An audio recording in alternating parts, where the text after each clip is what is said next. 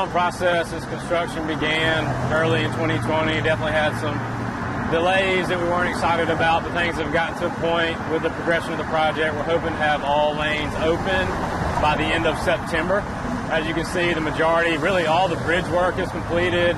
All the median, all the concrete on the Georgia side is done, and contractors are really focusing on the South Carolina side, finalizing the roadway, and also continuing to construct the median barriers. So that's the focus the next few weeks leading into September, when we can hopefully get all lanes open.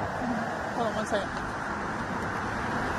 Kind of talk about a little bit of the price you guys have had to pay for progress. I mean, it has been, the timeline has been pushed back a little bit. Talk about why.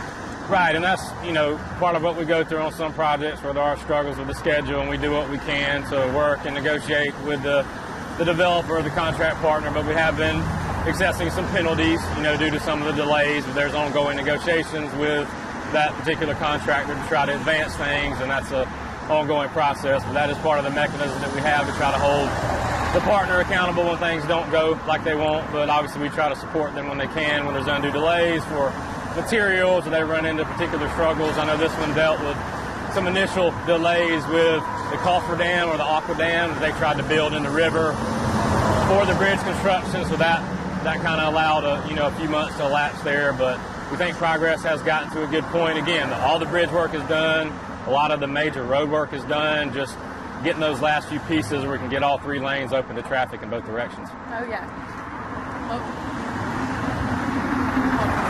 And, you guys had a lot of issues you had to work through. You talk about you broke ground in December, but really not broke ground, but started in December, and then COVID hit.